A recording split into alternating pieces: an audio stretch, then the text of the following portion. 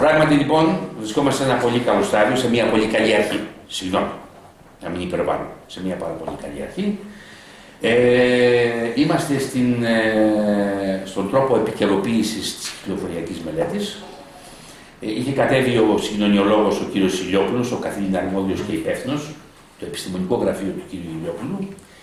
Έχει την αμέριστη υποστήριξη του Δημάρχου.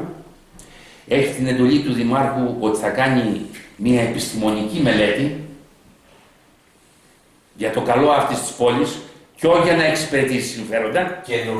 Καινούρια, η οποία θα βασίζεται βέβαια κάπου σε παλιά δεδομένα μετρήσεων και όλα αυτά. Εντάξει. Και εντολή του Δημάρχου είναι ότι το συγκοινωνιολόγο τον κύριο Ηλιόπουλο δεν θα τον ενοχλήσει κανένας για το πώς θα συντάξει τη νέα κυκλοφοριακή μελέτη. Εντολή, διαταγή, παυλή στον κύριο Ηλιόπουλο. Δώσαμε τα δεδομένα που θέλουμε, τι είναι αυτό το οποίο θέλουμε, τι οραματιζόμαστε εμείς για αυτή την πόλη, πώς θέλουμε να λειτουργήσει αυτή η πόλη, εντάξει, έτσι ώστε πράγματι μέσα από μια επιστημονική μελέτη τι διανοίξεις δρόμων σκοπεύουμε να κάνουμε, παραδείγματος χάρη, για να μπορέσουν να γίνουν μονοδρομήσεις, να υπάρχουν παράλληλοι δρόμοι. Γιατί όταν μονοδρομείται ένας δρόμος, πρέπει να έχει και τον αντίστοιχο παράλληλο. Και όλα αυτά λοιπόν ξεκινήσανε και ευχαριστώ πάρα πολύ που μου δώσατε την ευκαιρία για να το μάθουν και οι συμπολίτες μας, για να το γνωρίζετε και εσείς. Και πιστεύω ότι σε πολύ σύντομο χρονικό διάστημα, βέβαια δεν υπάρχει μαγικό ραβδάκι που από τη μια στιγμή στην άλλη να γίνει μια τόσο πολύ σοβαρή μελέτη, χρειάζεται χρόνος. Μου είπατε βέβαια και για το θέμα των τραπεζοκαθισμάτων της κανονιστικής.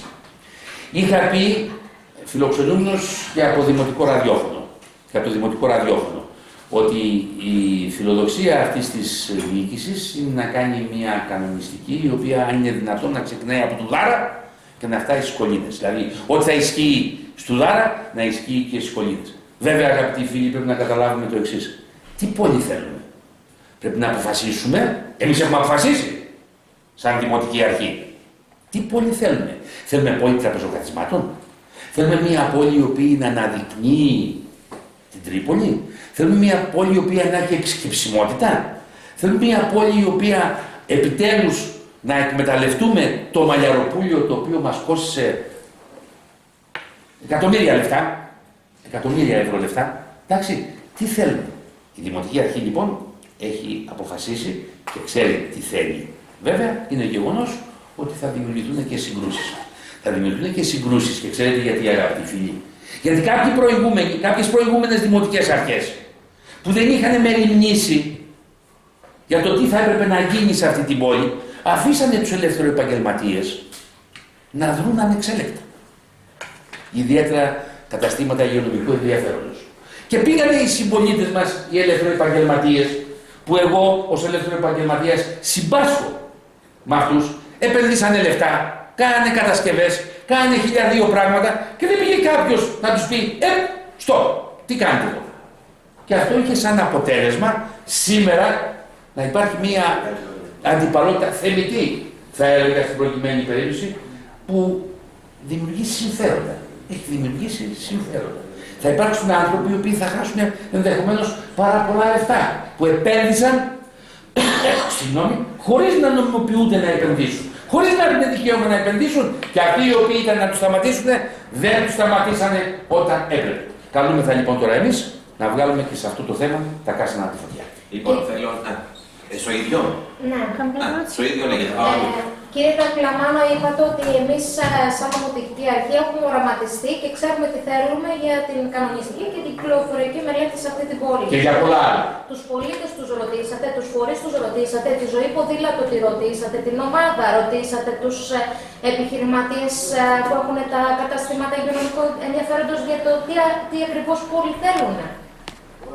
Πολύ σωστή η ερώτηση. Και σας πληροφορώ το εξής. Όταν ξεκινάς να κάνεις κάτι, πρέπει να ξεκινήσεις από κάποια βάση. Η βάση λοιπόν είναι ένας σχεδιασμός. Ο σχεδιασμός αυτός, τον οποίο εμείς σαν Δημοτική Αρχή έχουμε επιλέξει, γιατί πρώτα ένας άλλος σχεδιασμός, μία άλλη απόφαση, μία διαφορετική απόφαση. Αυτή την οποία έχουμε καταλήξει, να είσαστε βέβαιοι ότι θα έρθει σε διαβούλευση. Να είστε βέβαιοι ότι η Δημοτική Αρχή θα διαβουλευτεί, θα συζητήσει με όλο τον κόσμο. Και δεν θα συζητήσει μονάχα με τον εαυτό της. Θα καθίσουμε χάμου λοιπόν, είτε λέγεται εμπορικό σύλλογος, είτε λέγεται επιμελητήριο, είτε λέγεται σωματεία των ταξί, είτε λέγεται λεωφοριούχοι, είτε λέγονται όλοι αυτοί τους οποίους και εσείς επικαλεστήκατε στην προκειμένη περίπτωση, ποδήλατα και οτιδήποτε, θα καθίσουμε να συζητήσουμε. Θα καθίσουμε να συζητήσουμε έτσι ώστε να καταλήξουμε σε μία από κοινού απόφαση η οποία να είναι προς όφελος των πολιτών.